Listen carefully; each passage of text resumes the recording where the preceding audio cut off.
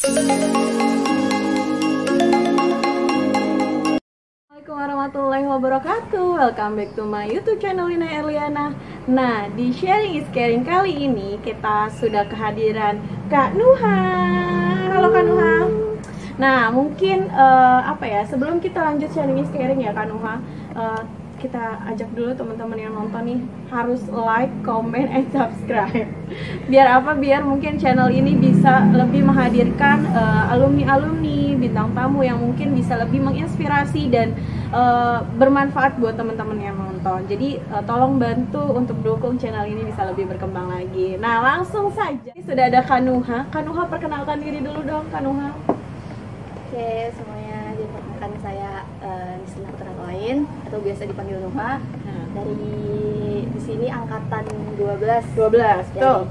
12 IPA 5. 12 IPA 5, ekspensif.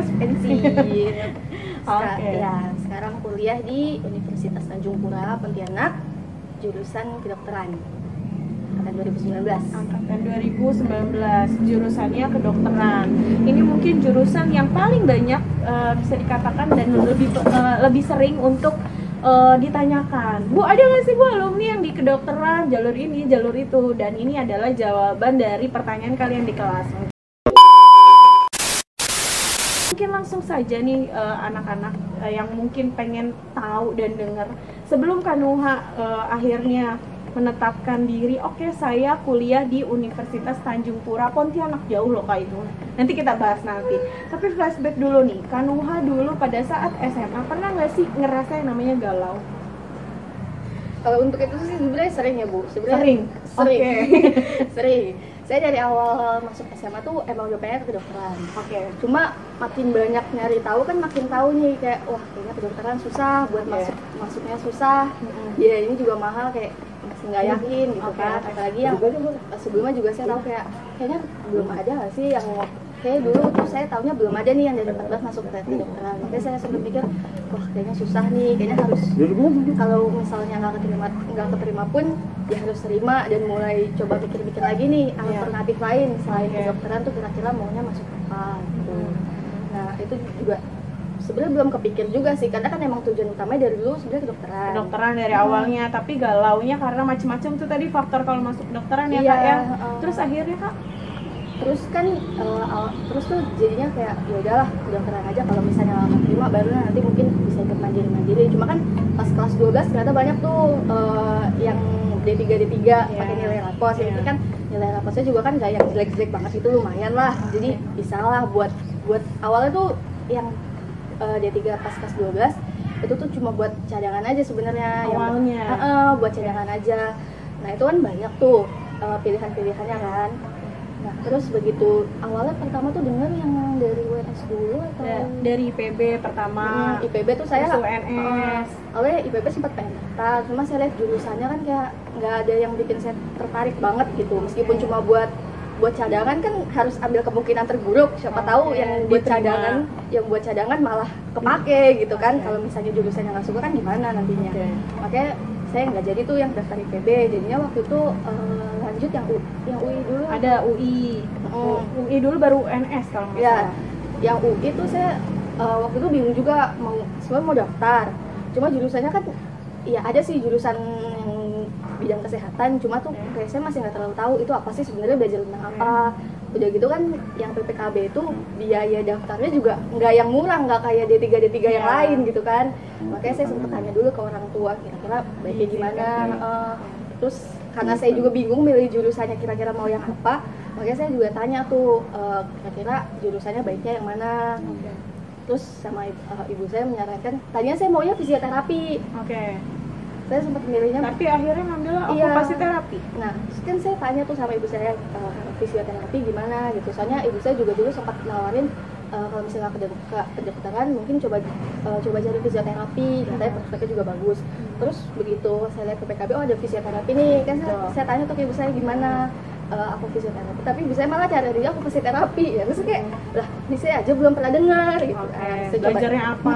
Saya coba cari-cari, oh ya pas saya cari tahu tuh kok nggak terlalu beda sama fisioterapi, cuma mungkin ini kayak lebih klinis gitu loh. Nah makanya saya kebetulan kalau untuk urusan biaya orang tua juga nggak masalah, jadi ya udah dicoba daftar aja gitu. Toh kan masih dalam satu bidang kesehatan gitu kan.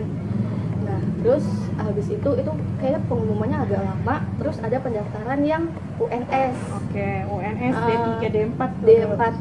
Nah saya lihat jurusan-jurusan, karena kan saya agak takut juga kan. Saya mikirnya wah ini kayaknya mau jalur apapun kayaknya agak susah. Oke. Makanya saya cari Udah pesimis duluan ya Kak ya? Udah pesimis duluan, makanya ya udah coba cari buat cadangan lain kalau misalnya yang UI nggak keterima gitu.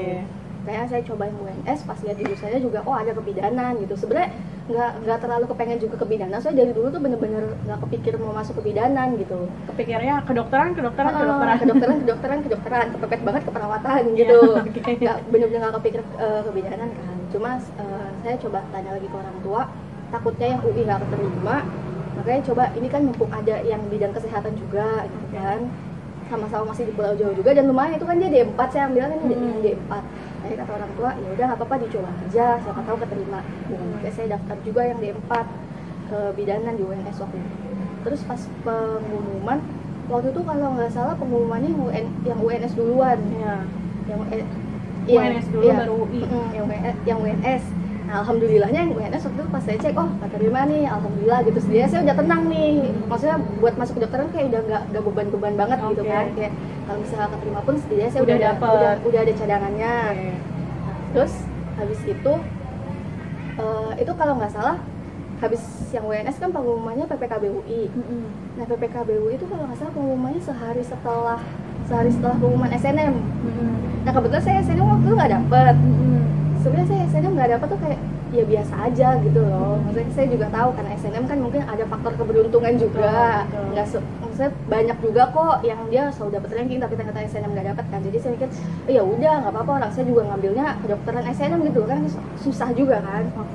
Nah terus habis itu sempat agak sedih sih sebenarnya karena omongan orang tua saya bilang ya udah nggak apa-apa nggak dapat SNM, itu yang bikin sedih kan. Kalau saya sendiri kalau misalnya nggak dibilang kayak gitu sebenarnya sih biasa aja. Udah agak sedih. Terus sempat lihat juga pengumuman di grup kan, temen yang si ini keterima SNM, si ini keterima SNM, kan saya jadi kayak insecure ya jadi dia keterima ini saya yang selalu tanya kok malah nggak keterima gitu. Tapi kan ya jurusan yang saya ambil ya agak susah juga gitu. Nah alhamdulillahnya besoknya kalau nggak salah itu keluar tuh pengumuman PPKB, agak deg-degan juga sebenarnya ngeceknya, takut nggak keterima juga kan. Terus ya udahlah mau gimana pun harus dicek juga, dicek alhamdulillah keterima. Makanya saya kayak ya udahlah nggak apa-apa nih, setidaknya cadangannya dua udah bagus nih gitu. Udah sesuai dengan keinginan juga. Sesuai nih lumayan lah, jurusan kesehatan juga kan. Terus universitasnya juga bagus-bagus kok tuh. Terus nah itu kan berarti udah ada dua pilihan tuh. Masih galau juga Bu, karena ada dua berarti harus milih salah satu, nggak mungkin dua-duanya mau didaftar ulang karena biayanya mahal Bu. Jadi galaunya itu gimana tuh buat mengatasinya? Nah saya tuh tadinya sempat kepikirnya apa mau yang UNS aja, soalnya kan dia D4 ya. Terus apalagi kalau yang UI juga kan dia okupasi terapi D3, saya lihat tuh, saya cari-cari universitas di Indonesia buat okupasi terapi tuh nggak ada yang buat D4 atau S1-nya. Mantap di situ. Makanya saya bingung nanti kalau misalnya saya okupasi terapi, masa mau D3 aja, mau lanjutnya gimana kan? Terus saya tanya ibu saya, kata ibu saya udah ambil yang UI aja nggak apa-apa, buat cadangan juga kan. Makanya saya memutuskan buat ambilnya yang UI. Akhirnya dari kegalauan itu, jadi galau itu nggak cuma pada saat kita nggak diterima di mana-mana, tapi galau diterima di dua pilihan, kita bingung mau ngambil kemana gitu. Nah akhirnya Kak Nuha memutuskan untuk ngambillah UI gitu. Nah mungkin for your information juga bahwa pada saat itu Kak Nuha juga di kelas itu ranking 3 besar ya Kak ya, di IPA 5, kemudian ranking paralel juga. Takdir berkata lain, tidak dapat senam PTN, tapi itu bukan akhir segalanya karena jalur PTN tuh banyak banget ya Kak ya. Berarti Kak Nuha kalau dihitung yang dapat atau yang daftar pada saat itu jalur UNS sama UI saja. Iya, UNS sama UI. Nah, setelah itu Kak, apa lagi yang dicoba? Udah cadangannya UI, terus akhirnya kan ujung-ujungnya bukan di UI gitu kan, di Pontianak sana gitu kan. Itu gimana Kak pengalamannya? Ceritain dong. Jadi itu setelah yang keterima UI, habis itu kan UTBK. UTBK. UTBK itu kan kayak emang tujuan utamanya, meskipun udah dapet UI, nggak mungkin dong UTBK nggak ikut, sayang kesempatannya kan. Kedokteran. Apalagi udah belajar juga kan. Iya. Oke, ya udah UTBK pertama itu saya nilainya jelek Bu. Saya nggak sempet belajar. Karena pada saat angkatannya Kanuha, angkatan 12 itu UTBK 2 kali. Iya, 2 kali. Kalau setelah itu 1 kali, Nak. Udah sekali. Iya, jadi kamu beruntung. 2 kali dan udah gitu dapat skor dulu ya, baru bisa daftar gitu kan. Jadi bisa bisa kelihatan. Terus lalu gimana, Kak? Iya, dia UTBK pertama begitu, karena emang saya kan UTBK pertama itu kan jadwalnya mepet banget sama UN, kayak sekitar berapa minggu setelah UN. Jadi tuh kayak belajar buat UTBK cuma berapa minggu kan agak kurang efektif juga kalau belajar terlalu diburu-buru kan. Makanya pas UTBK pertama saya niatnya juga buat observasi soal lah, buat lihat kira-kira soalnya kayak apa sih gitu. Sekalian ngeliat juga situasinya gimana. Nah, begitu hasilnya keluar, emang bener, saya juga udah ngira wah nilainya jelek nih kayaknya. Ternyata emang bener gitu. Sebenarnya jelek banget sih enggak, cuma agak kurang lah kalau untuk masuk ke kedokteran itu masih jauh gitu. Makanya saya mikir wah ini yang UTBK kedua benar-benar harus belajar. Makanya saya udah belajar. Yang UTBK kedua alhamdulillah ngerjainnya tuh lebih lancar daripada yang pertama. Sudah belajar yang pertama, alhamdulillah pas keluar pun hasilnya alhamdulillah lumayan gitu. Tapi saya nggak yakin juga itu bisa buat masuk ke kedokteran gitu kan. Cuma saya mikir ya udah dicoba aja, atau udah ada cadangannya gitu kan. Karena udah ada cadangannya makanya berani memberanikan diri buat daftarnya ke kedokteran. Soalnya saya tahu buat SBMPTN pasti semakin banyak orang yang berani buat ngambil ke kedokteran gitu. Iya. Karena kalau misalnya SNM kan mungkin pada takut saingannya susah, nilai rapotnya kurang atau gimana. Kalau SBM kan pasti lebih banyak lagi yang lebih berani gitu. Berani menantang gitu. Iya. Makanya saya juga mikir ya udah nggak berani aja ngambil kedokteran. Nah, habis itu habis itu saya juga sempat disuruh sama orang tua saya daftar STAN. Saya daftar STAN waktu itu. Sebenarnya saya nggak mau juga. Pas kelas 11 saya mau daftar STAN. Cuma lama-lama tuh karena udah capek belajar buat UTBK, saya nggak kepikir buat belajar STAN gitu kan, capek. Karena saya juga belajar udah mulu gitu ya, capek ya Kak ya. Kan udah dapet cadangannya juga gitu kan. Nah, cuma karena orang tua saya nyuruhnya begitu, ya udahlah dicoba aja gitu. Kalau misalnya urusan keterima atau enggak belakangan, yang penting coba aja dulu. Lalu terus habis itu pas pengumuman SBMPTN waktu itu kebetulan saya dapat jadwal ujian STAN-nya yang setelah pengumuman SBMPTN. Nah, pas pengumuman SBMPTN itu tuh saya sempat ngundur dulu nih. Aduh, buka nggak ya gitu, karena takut gitu kan. Kalau pas SNM mungkin kayak biasa aja, cuma pas SBM kayak takut nih, kayak antara ini nih keputusannya nih antara kedokteran atau enggak gitu. Soalnya kan saya nggak yakin juga boleh ikut ujian mandiri, soalnya udah dapet cadangan gitu. Makanya jadi kayaknya kesempatan terakhir nih, kalau nggak dapet kedokteran ya udahlah selamat tinggal gitu. Pakai agak takut juga pas buka, alhamdulillahnya keterima. Nah, begitu keterima kan masih ada utang nih. Sekitar 2 hari lagi tuh saya masih harus ujian STAN. Jadi 2 hari sebelum ujian STAN itu pengumuman. Ya, utang buat belajar. Makanya saya tuh sempat tanya sama ibu saya, kalau misalnya STAN keterima sama kedokteran keterima gimana. Ibu saya bilang ya udah STAN aja. Kalau kayak gitu kan saya kayak lah, kan saya dari awal maunya kedokteran gitu. Jadi kalau misalnya STAN keterima jadi harus direlain gitu, padahal kan belajar utamanya buat yang kedokteran gitu.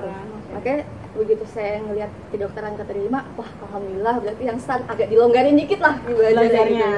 Meskipun cuma 2 hari ya udah dilonggarin dikit. Terus pas 2 hari setelahnya baru tuh ujian STAN. Itu juga saya ujian yang ngerjainnya biasa aja. Yang lain tuh kan kelihatannya kayak serius banget nih. Dari luar pas mau masuk tuh kayak mukanya pada tegang gitu, kayak wah banyak banget pikiran. Saya kayak udah santai aja ya, karena kamu udah ada kedokteran nih. Udah ada, jadi kayak ya udah kalau ini nggak keterima ya udah ada yang lain. Saya ngerjain juga santai aja, keterima alhamdulillah. Nggak udah karena nggak keterima. Nggak keterima. Pada saat itu di STAN kamu pilih jurusan apa, Nak? Saya lupa, bukannya saya nggak niat sebenarnya. Urutannya saya milih apa? Soalnya kan di STAN nggak ada kedokteran kan, ada pajak, akuntansi, bea cukai. Itu saya minta diizin sama bapak saya, Bu. Jadi bapak kamu yang daftar STAN ya? Saya nggak tahu di situ. Sebenarnya saya nggak niat banget di STAN gitu loh. Jadi saya juga nggak nyari tahu di situ jurusannya adanya apa aja. makanya pas mau daftar pun saya bingung, ini yang bagus yang mana, urutan daftarnya harus gimana, itu saya nggak tahu. Makanya saya kasih ke bapak saya, jadi biar bapak saya yang daftar gitu. Saya juga udah lupa sih urutannya gimana, cuma gitu. Pas sebenarnya pas ngerjain ini ngerasa kayak wah lancar nih gitu, tapi tetap ada perasaan kayaknya nggak keterima gitu. Tetap meskipun kerjain lancar tuh tetap ada perasaan wah kayaknya nggak keterima nih. Terus kan kalau asisten kan hasilnya langsung keluar gitu, langsung kelihatan. Pas banget pas yang tahun saya banyak banget yang mau daftar satu gugurnya di TKP. Saya juga gagalnya di situ. Tes karakteristik pribadi. Iya, di TKP tuh banyak banget yang gagal. Terus pas mau ngerjain TKP kan karena saya tahu banyak yang gagal di situ, saya jadi makin gimana ya? Mas kerjain tuh wah ini keterima nggak gitu. Begitu selesai ngerjain nilainya ternyata emang kurang tuh. Saya wah nggak keterima nih, berarti kedokteran nih beneran. Terus sebenarnya saya itu kan masih dalam, habis TKP tuh kalau nggak salah masih ada yang bahasa Inggris. Jadi saya masih ngerjain juga kan. Terus saya di dalam tuh kerja saya sempat kepikiran, wah ini gimana nih nggak keterima. Yang orang di luar kan pas udah ngeliat skornya juga tuh pasti udah tahu ya nggak keterima masih gimana, nanti keluar yang mau bilang gimana kan nggak keterima. Soalnya orang tua saya kayak berharap banget gitu loh buat masuk STAN. Makanya saya agak takut juga. Alhamdulillahnya begitu saya keluar, orang tua saya kayak senyum-senyum aja gitu. Saya loh kan nggak keterima kok senyum-senyum aja. Pas saya tanya, kata bapak saya bilang gini, nggak apa-apa, nggak terima nilai juga bagus kok, nggak apa-apa gitu. Udah berarti di kedokteran gitu. Saya alhamdulillah berarti ngedukung gitu. Akhirnya pada saat itu di Pontianak kedokteran, dapatlah kedokteran kan memang, tapi di Pontianak tuh notabene jauh ya dari Bekasi. Tapi kayak kebayang nggak sih jauh dari orang tua, jauh dari ini, dan mungkin kamu salah satu anak yang beruntung diizinkan boleh jauh, sedangkan mungkin anak-anak lain yang mungkin buat kuliah ambil yang jauh aja suka nggak diizinkan sama orang tua. Nah, kamu gimana nih strateginya kuliah jauh? Jadi sebenarnya emang dari awal pas daftar SNM tuh saya udah tahu kan ada kedokteran di Pontianak yang kayaknya anak-anak yang dari Jawa tuh kurang tahu tuh di sana. Saya udah tahu tuh, sebenarnya saya mau daftar di situ pas dari SNMPTN. Cuma waktu itu masih belum dibolehin sama orang tua saya, katanya kejauhan. Berarti masih sempat juga dilarang? Sempat dilarang pas SNM, katanya kejauhan, coba ambil yang di Pulau Jawa aja dulu tuh.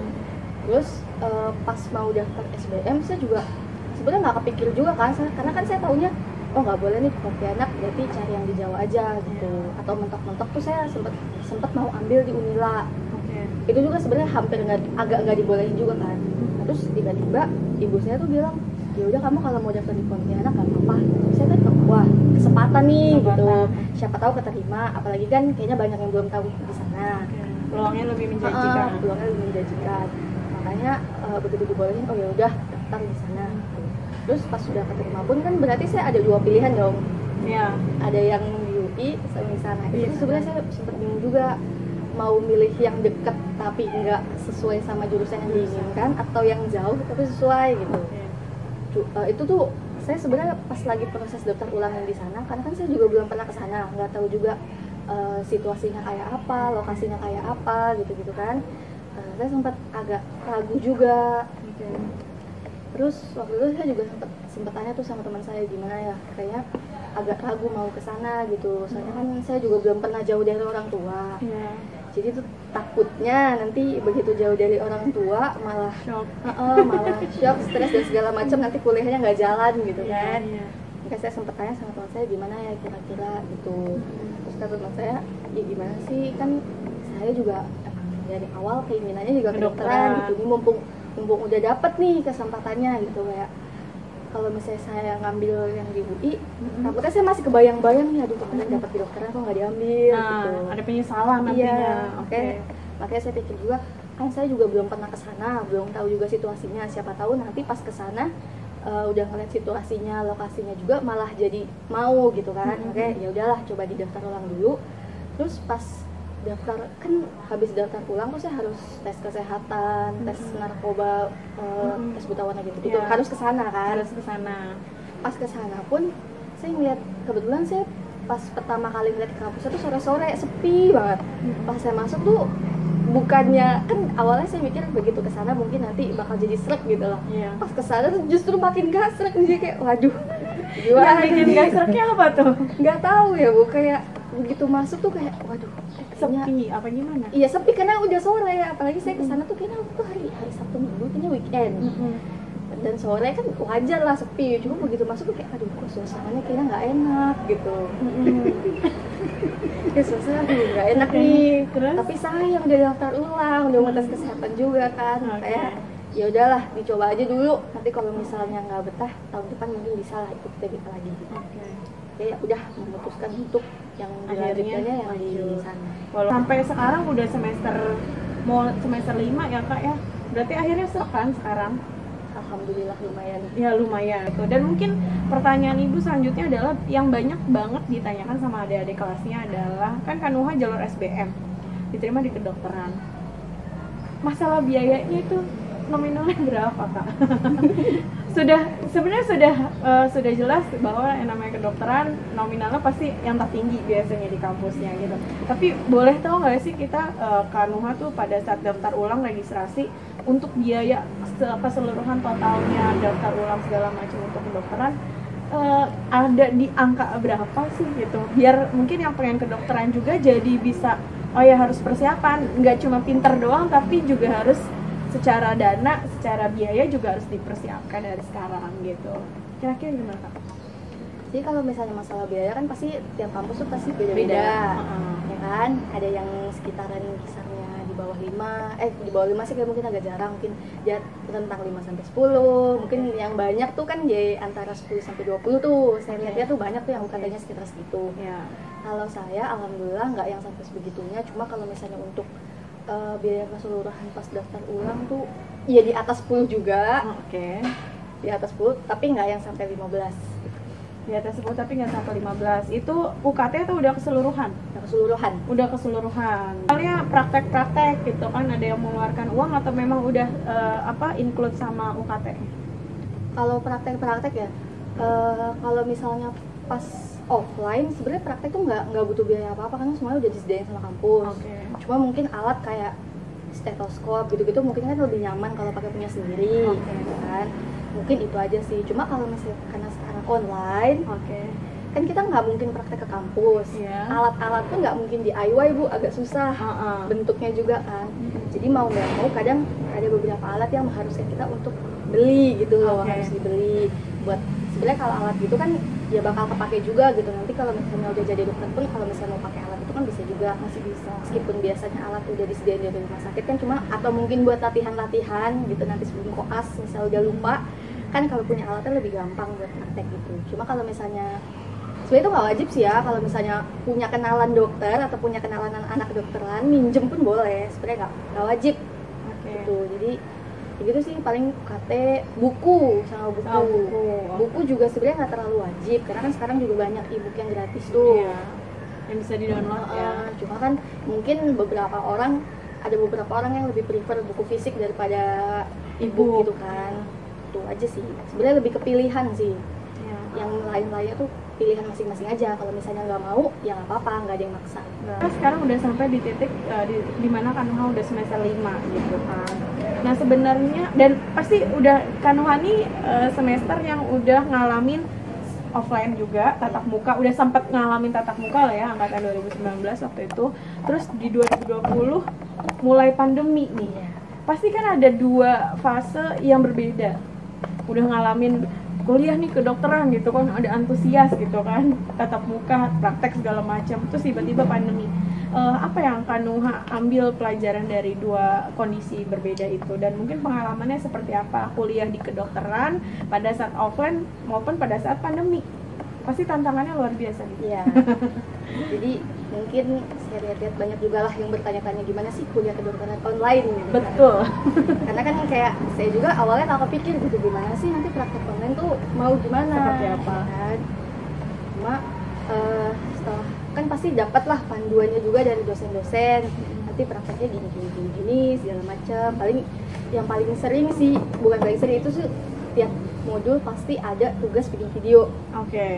Bikin video untuk praktek pasien gitu. Itu pasti ada karena Berarti online. harus nyari pasien ya dong? Iya, harus nyari pasiennya sendiri. Oke. Kalau pasiennya bebas ya alhamdulillah, karena ada beberapa modul yang pasiennya ada kriterianya, itu Harus, makin susah. oke. Dan harus perempuan, harus laki-laki, itu kan makin susah tuh nyarinya.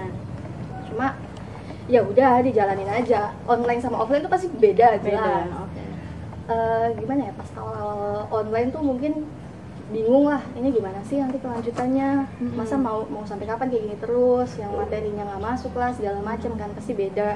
Ya. Jadi ya udah, kalau misal ada program apa gitu untuk ini, ya udah dijalanin aja, nggak usah ngeluh sih intinya itu. Oke. Jangan ngeluh, cuma ya tetap lah kayak ngerasa beda karena Nggak praktek secara langsung.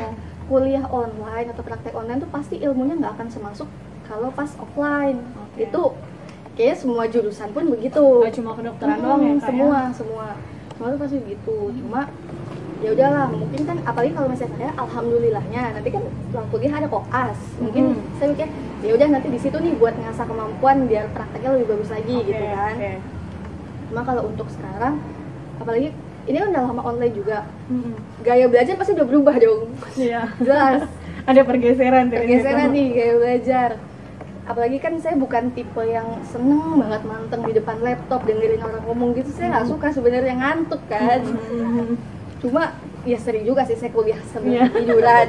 Kayak semua orang pun pernah. Iya. Cuma ya udah, yang penting tuh kalau misalnya udah materi dari dosen dipelajarin aja. Yang penting kan ya nilai penting, tapi ilmunya juga penting gitu. Jangan sampai nilainya dapat tapi ilmunya cuma untuk saat ujian doang nih, begitu ujian udah lupa gitu kan. Jadi yang paling penting dipahami dulu ya, Kak. Dipahami dulu gitu. Terus coba-coba cari deh kalau misalnya pas online gini gaya belajar apa sih yang paling cocok gitu. Apa mungkin dengerin dosen, terus nanti lama-lama inget sendiri, atau sambil nyatet, atau diulang-ulang terus gitu. Itu kan pasti tiap orang beda-beda gitu. Dan gaya belajar itu tuh di antara pas offline sama offline tuh pasti beda. Gitu. Justru saya sendiri pun beda. Karena gimana ya? Saya lebih suka belajar yang sambil nyatet. Iya. Ya kan, kalau misalnya pas offline kan dosen ngejelasin saya bisa nih sambil nyatet gitu kan. Iya. Tapi kalau misalnya pas lagi online kadang tuh lebih sering males gitu. Pada saat 1 tahun pertama tatap muka, segimana tuh pengalamannya, Kak? Se-excited apa? Awal-awal sih pas masih semester 1 lah, awal-awal tuh excited banget. Biasalah baru masuk dokteran nih, sesuai sama yang diinginkan gitu. Iya. Cuma kan karena di kampus saya semester 1 tuh masih belum masuk ke yang klinis-klinisnya. Paling tuh kayak masih belajar yang bahasa Indonesia, bahasa Inggris, kewarganegaraan gitu-gitu. Itu tuh jadi kayak agak sedikit tidak excited gitu. Agak kurang excited. Karena belajarnya mungkin belum mendalam.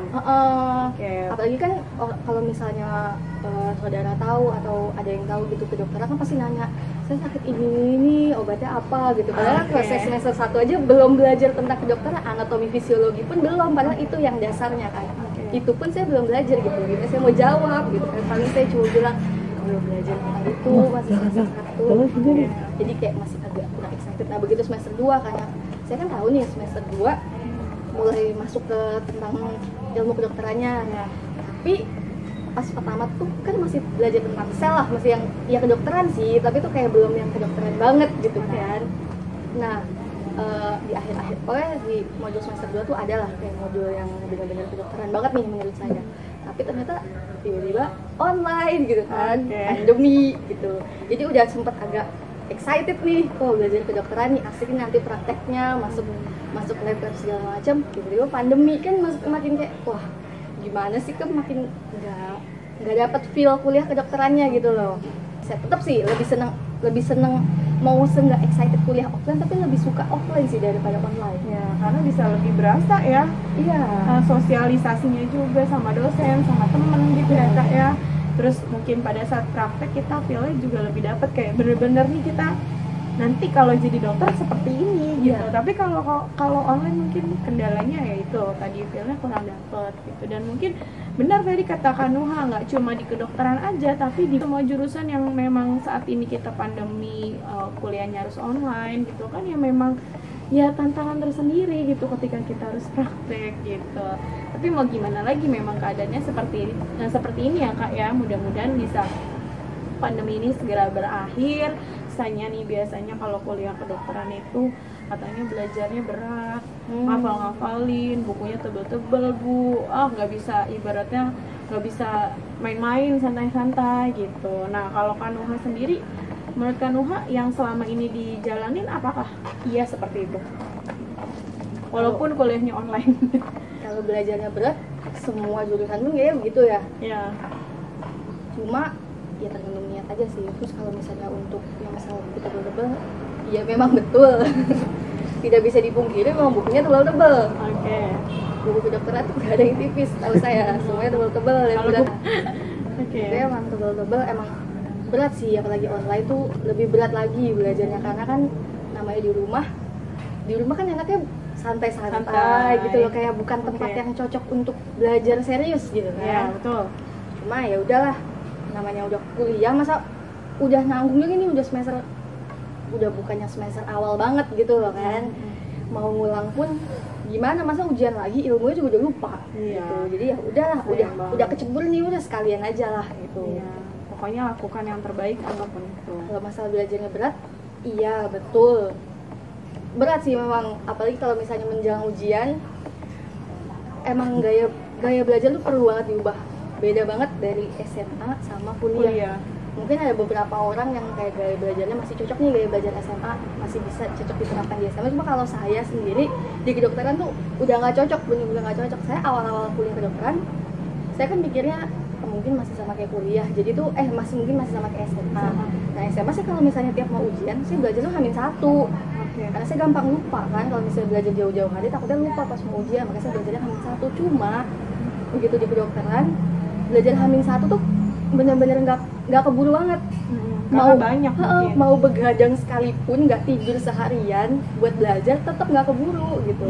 Makanya awal-awal semester 1 lah, saya masih belajarnya kayak gitu. Cuma lama-lama harus diubah, mungkin dari 2 hari sebelumnya belajar, terus nanti ubah lagi dari 3 hari sebelumnya gitu. Emang harus dicicil gitu. Ya, jadi nggak bisa sistem kebut semalam ya Kak? Nggak bisa, susah. Kuliah kedokteran mau SKS, kamu mau ngapalin berapa tebel lapisan ya gitu kan ya Kak? Oke. Relate mata pelajaran SMA sama kedokteran selain biologi, mungkin apa yang kalian merasakan? Korelasi kimia juga ada. Jadi nggak cuma biologi doang ya, biologi kimia, karena di kedokteran tuh ada yang namanya biokimia, itu gabungan dari biologi dan kimia. Cuma kimianya bukan yang kalau misalnya SMA kan mungkin ada kimia yang bagian hitung-hitungnya juga. Ini juga ada sih, tapi nggak sebanyak dulu pas SMA. Cuma lebih banyak kimia apa ya istilahnya, kimia bahan-bahan kimia yang esensial di tubuh lah, yang penting banget di dalam tubuh. Terus biologi sama kimia kayak nggak terlalu banyak sih, paling gitu aja. Tapi basically kebanyakan biologi, terus ada tambahan kimianya ya. Jadi mungkin kalau adik-adiknya yang pengen kedokteran juga biologi sama kimianya harus kuat nih ya dari SMA. Kalau dokter itu kan katanya program studi dengan masa kuliah paling lama nih Kak. Ada apa aja sih di sana? Gitu. Lamanya ngapain aja sih Kak? Iya. Emang lama sih. Mungkin kalau misalnya yang udah pada niat masuk kedokteran mungkin udah tahu lah ya bahannya gimana. Hitungannya berapa? Iya. Jadi itu buat kedokteran sampai yang benar-benar jadi dokter yang bisa praktek itu kurang lebih 7 tahun. Cuma kalau untuk studi kedokterannya sih 6 tahun. Jadi tuh kita awal kan kuliah dulu nih bisa 3,5 sampai 4 tahun. Cuma rata-rata sih biasanya pada selesai di 3,5 tahun. Rata-rata 3,5 tahun. Nah habis itu nanti lanjut koas bisa 1,5 sampai 2 tahun. Nah, mungkin rata-rata 2 tahun. Nanti setelah koas tuh sebenarnya kita udah dapat gelar dokter tuh, tapi masih belum boleh praktek. Karena setelah koas meskipun udah dapat dokter tapi belum dapat STR, surat tanda registrasi. Nah buat dapat STR harus internship dulu, magang 1 tahun. Nanti setelah magang baru udah dapat STR, baru kalau misalnya mau praktek, mau ngelamar kerja di rumah sakit atau buka praktek sendiri tuh baru bisa. Jadi lamanya ya belajar intinya. Jadi lamanya belajarnya continue gitu ya Kak ya. Terus. Jadi lulus 3,5 tahun bukan berarti kalau sarjana biasa kan mungkin lulus 3,5 tahun udah gitu kan kerja gitu kan, atau mau lanjut S2. Ya kalau ini nggak bisa gitu kan. Jadi mesti mesti belajar lagi gitu ya. Mungkin seperti itu. Jadi wah panjang banget sih berarti nih Kak ya. Terus harapan Kak Nuha setelah lulus, mungkin kalau itu semua udah terrealisasi? Harapan saya jadi dokter yang mengerti pasien. Mengerti, oke. Jadi empati ya. Iya. Saya Emang seperti apa? gimana ya? Kadang kan kalau misalnya banyak lah mungkin orang punya pengalaman yang tidak mengenakan saat konsultasi ke dokter, mungkin dokternya telat atau kalau ditanya-tanya jawabnya sekenanya aja, lama nunggu dokternya telat nih, begitu nyampe ternyata dokternya kayak jawab pertanyaan keburu-buru gitu. Saya pun sebenarnya kalau misalnya berobat ke dokter saya nggak suka sama yang kayak gitu, karena kan saya butuh tahu nih apa yang terjadi nih sama saya gitu kan. Makanya harapan saya sih semoga bisa lah jadi dokter yang lebih bisa meluangkan waktu untuk pasien, jadi bisa menjawab pasien nggak sepuasnya juga, tapi setidaknya sesuai sama apa yang dia mau dan seinformatif mungkin. Ya, jadi bisa memberikan pemahaman buat pasiennya. Ya, tapi mungkin ibu pengen dengarnya spesifiknya suka dukanya Kak Nuha kuliah di kedokteran tuh apa sih? Banyakan sukanya atau banyakan dukanya? Kalau sampai sekarang sih banyakan duka aja Bu sebenarnya. Banyakan dukanya mungkin karena apa nih? Offline, online. Karena online. Oke. Karena kan gimana ya, nggak bisa ketemu sama teman-teman juga kan. Kadang kan kalau masih belajar enak belajar bareng-bareng gitu. Yang dia tahu nanti dia bisa jelasin ke saya. Bisa sharing gitu kan lebih masuk tuh. Kayak tutor sebaya gitu kan lebih masuk. Iya, dulu tutor sebaya. Oke. Cuma kan sekarang karena online jadi nggak bisa. Terus untuk prakteknya pun tetap meskipun ada panduannya, tetap kita masih ngerasa kayaknya masih belum bener gitu, meskipun sama dosennya udah dibilang udah kok udah bener pemeriksaannya kayak gitu segala macam, tapi tetap ada lah ngerasa kayaknya belum bener banget gitu, karena belum dilihat langsung gitu kan. Dan saya tanya sama teman saya pun, teman saya juga ngerasa kayak gitu, kayak masih nggak yakin nih emang yang dia lakukan itu bener atau enggak pas praktek. Terus kalau misalnya pas kegiatan kuliah sih ya itu sih agak jadinya lebih kurang menarik lah dibanding kalau kuliah offline. Cuma sukanya tetap ada. Sukanya apa nih? Suka tetap ada kayak, karena kan emang seneng gitu. Saya senang kalau misalnya belajar tentang ilmu tentang manusia gitu. Tapi bukan kalau saya psikologi kan ilmu tentang manusia juga, kepribadian. Okay. Kalau ini kayak tentang tubuhnya gitu. Jadi kayak anatominya. Kayak apa yang terjadi nih di dalam tubuh gitu. Sebenarnya saya senang belajar kayak gitu. Jadi kayak ya alhamdulillah masih ada yang saya sukain di situ. Terus tuh alhamdulillah juga dosen-dosennya juga baik, maksudnya tidak yang menyusahkan gitu. Terus sama kalau di kedokteran ya, saya nggak tahu kalau misalnya di kampus lain kayak gimana, tapi kalau misalnya di kampus saya bener-bener di kedokteran itu kan pasti pada mikirnya anak kedokteran ambis-ambis nih, kayaknya persaingannya susah banget di antara sesama mereka gitu. Tapi saya juga awalnya mikir kayak gitu, tapi begitu saya masuk kedokteran, angkatan saya tuh langsung dikasih tahu sama kating, kalian itu jangan sampai bersaing sama teman-teman kalian sendiri gitu. Justru kalian harus membantu teman-teman kalian yang sekiranya mereka kesusahan, kalian tuh harus bantu gitu. Jadi saya ngerasa kayak wah kayak bagus nih, kekeluargaannya bagus banget gitu. Dan sama kating pun nggak ada yang senioritas gitu Bu. Dari awal saya masih maba pun nggak yang sampai, kan kalau misalnya kadang ospek di teknik gitu-gitu kan susah, kayak keras gitu lah istilahnya. Kalau di saya sih alhamdulillahnya nggak kayak gitu. Maksudnya cuttingnya pun bener-bener mengayomi gitu. Jadi kalau misalnya cuttingnya marah, negur atau gimana ya emang karena itu kesalahan kita gitu. Jadi bukan karena marah-marah yang gak jelas atau gimana, emang karena kita salah dan perlu ditegur gitu. Jadi kayak lebih merangkul ya. Lebih merangkul. Jadi yang anggapan awalnya saya kira di situ persaingannya bakal susah, ternyata justru enggak. Karena justru hampir tidak ada persaingan di situ, karena kita saling merangkul satu sama lain. Jadi gitu. malah kayak terkesannya kayak belajar bersama gitu ya Kak ya. Nggak ada ambisius, nggak ada persaingan seperti apa, pokoknya malah jadi atmosfernya lebih positif ya Kak ya. Gitu. Wow, menarik banget nih ternyata pengalaman yang luar biasa antara online dan offline untuk jadi calon dokter gitu kan. Tapi ya mau gimana lagi ya Kak ya, kita harus menghadapi ini semua karena ini pandemi bukan cuma di kota kita saja, daerah kita saja, tapi di seluruh dunia gitu. Dan di terakhir nih Kak, ada nggak mungkin tips atau pesan buat adik-adiknya yang mungkin pengen masuk jurusan kedokteran pun, apa mungkin yang perlu dipersiapkan, atau pesan Kak Nuha sesuai dengan pengalamannya seperti apa gitu? boleh Kak? Iya, kalau misalnya untuk yang buat mau masuk kedokteran, yang masih berjuang nih mau masuk kedokteran, jangan apa ya, jangan patah semangat gitu kalau misalnya nggak keterima. Banyak kok yang banyak banget yang nggak keterima di kedokteran, tapi mereka nyoba terus-terusan nyoba dan akhirnya keterima gitu. Makanya kalau misalnya sekali nggak keterima, jangan ngerasa down dulu. Karena mungkin bukan di situ rezekinya, atau mungkin rezekinya bukan di kedokteran, itu lain lagi. Cuma kalau misalnya emang rezekinya di kedokteran, mungkin emang bukan di jalur itu atau bukan di tahun itu, mungkin bisa coba di jalur yang lain. Cuma itu jangan down dulu kalau nggak keterima. Terus mungkin belajar harus tingkatin lagi, doanya harus tingkatin lagi gitu. Terus kalau misalnya udah keterima nih, iya seneng nggak apa-apa. Tapi tuh kadang kan banyak yang kayak, Kak, udah masuk kedokteran nih, apa yang harus dipersiapin, apa harus mulai belajar dari sekarang? Jangan. Harusnya gimana? Nikmatin kalian main dulu aja.